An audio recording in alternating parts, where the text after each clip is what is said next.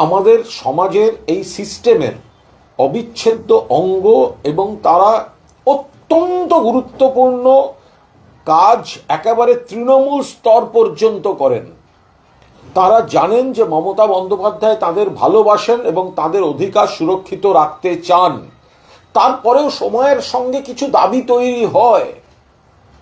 মমতা বন্দ্যোপাধ্যায় হয়তো দিতে চান, কিন্তু 2 লক্ষ কোটি টাকা বকেয়া কেন্দ্র রেখে দিয়েছে। এখন সেখানে আশাকর্মীরা বুঝতে পারছেন যে সারা ভারতবর্ষের থেকে পশ্চিমবঙ্গে অ্যালাউন্স সব থেকে বেশি, সুবিধা সব থেকে বেশি, অন্যান্য সামাজিক সুরক্ষা কবচ দিয়েও তাদের পরিবারগুলিকে সুরক্ষিত রেখেছেন মমতা বন্দ্যোপাধ্যায়। আশাকর্মী মানে নিশ্চিতভাবে তাঁর পারিশ্রমিক, তাঁর ভাতা, তাঁর কাজটা রয়েছে, কিন্তু তার পরিবারকেও কিভাবে সুরক্ষিত রেখেছেন মমতা বন্দ্যোপাধ্যায় 93টা প্রজেক্ট দিয়ে। তার মেয়েটি হয়তো কন্যাশ্রী পায়, তার বোন হয়তো রূপশ্রী পেয়েছে বা পায়, তিনি হয়তো ও তার বাড়িতে লক্ষ্মীর ভাণ্ডার ঢোকে, এরকম 93টা।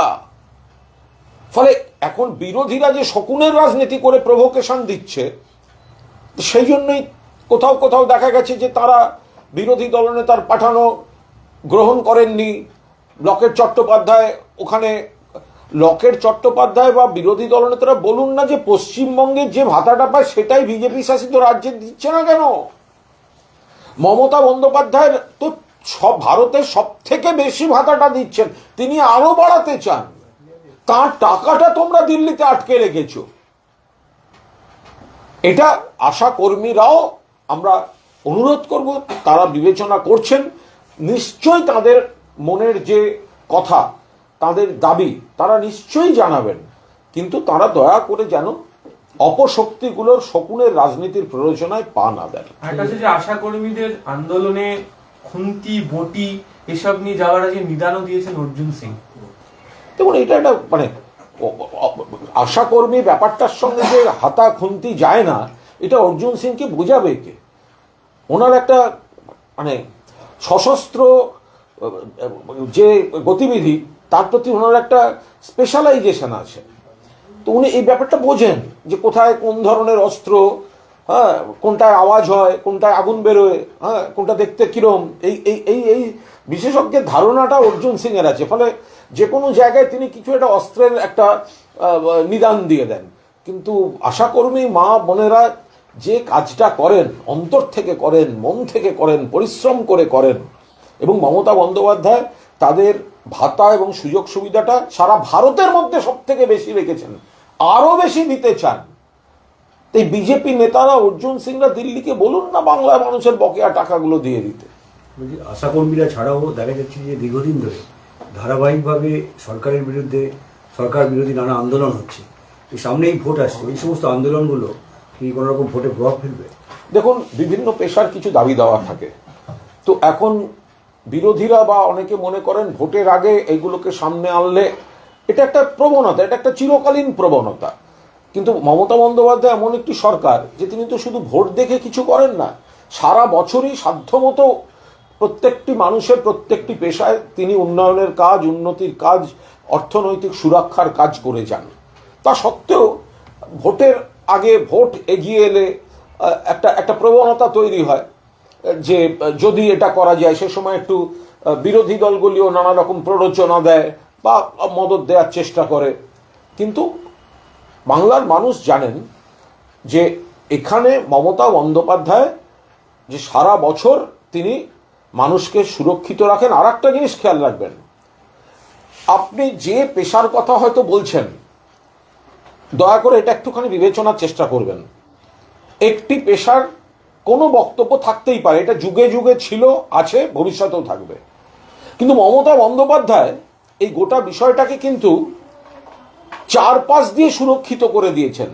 অর্থাৎ আমি আমার পেশার কোনো দাবি নিয়ে আমি হয়তো যাচ্ছি সরকারের দৃষ্টি আকর্ষণ করতে, কিন্তু তার মানেই আমি সরকার বিরোধী তা নয়। কারণ আমি কিন্তু জানি যে আমার পরিবারকে ওই দাবিটা আমি নিশ্চয়ই রাখবো, কিন্তু আমার পরিবারকে আরো 93খানা স্কিম দিয়ে মমতা বন্দ্যোপাধ্যায় সুরক্ষিত রেখেছেন। ফলে এইটা যারা ধরতে পারবেন না, সেটা তাদের বিষয়। একটি কোনো পেশার কোনো অংশ কোনো দাবিতে যাচ্ছেন, কিন্তু তিনি জানেন তার বাড়িতে কন্যাশ্রী থেকে, লক্ষ্মীর ভাণ্ডার থেকে, রূপশ্রী থেকে, স্বাস্থ্যসাথী থেকে আরো যে 93টা সামাজিক সুরক্ষা স্কিম, তাতে তার পরিবারটি সুরক্ষিত আছে। ফলে নিশ্চয়ই তিনি তার পেশাগত দাবি নিশ্চয়ই তিনি জানাবেন। কিন্তু বিরোধীরা যদি মনে করে থাকে যে সেই মানুষ ভুলে গেছেন যে আর কি কি সুরক্ষা তার পরিবারের রয়েছে, তাহলে বিরোধীদের হিসাব কিন্তু মিলবে না। মুসলিম ভোট ব্যাংক তৃণমূলের তো একটা বড় শক্তি। আজকে নওশাদ সিদ্দিকী তিনি ডাক দিয়েছেন যে তৃণমূলের বিরুদ্ধে মুসলিম ভোটকে একজোট হতে হবে। এটাকে দেখুন, আমরা আবার বলছি, আমি কারোর নাম করে কিছু আলাদা করে বলতে চাই না। বাংলায় মমতা বন্দ্যোপাধ্যায়ের সরকার এবং দল ধর্মের নামে ভেদাভেদের পলিটিক্স করেন না।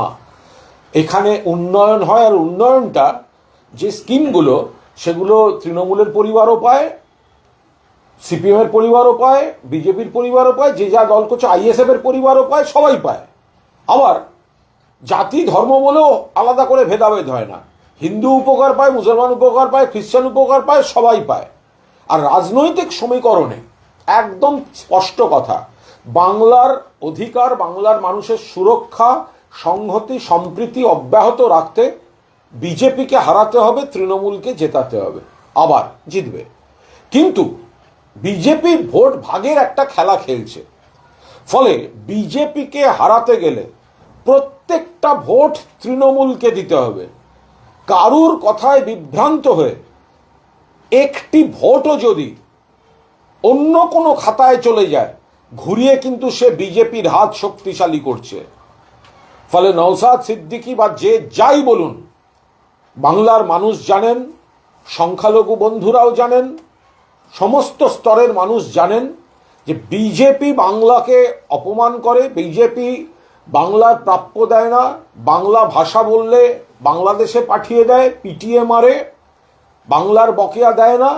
এই বিজেপিকে যদি হারাতে হয়, প্রত্যেকটা ভোট তৃণমূলকে, সারা ভারতে তৃণমূল কংগ্রেসই একমাত্র মমতা বন্দ্যোপাধ্যায়ের নেতৃত্বে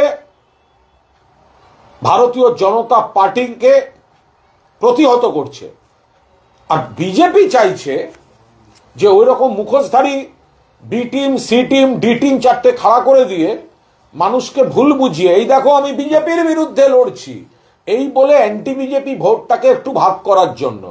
একটা ভোট যদি তৃণমূলের বাইরে পড়ে, তাহলে সেটা ঘুরিয়ে বিজেপির হাত শক্তিশালী করছে। নওশাদ সিদ্দিকী, হুমায়ুন কবির তারা এক অপরকে বার্তা দিচ্ছেন একজোট হওয়ার, অন্যদিকে মিম তারাও আসছে। এবার যে মুসলিম এরা সব হচ্ছে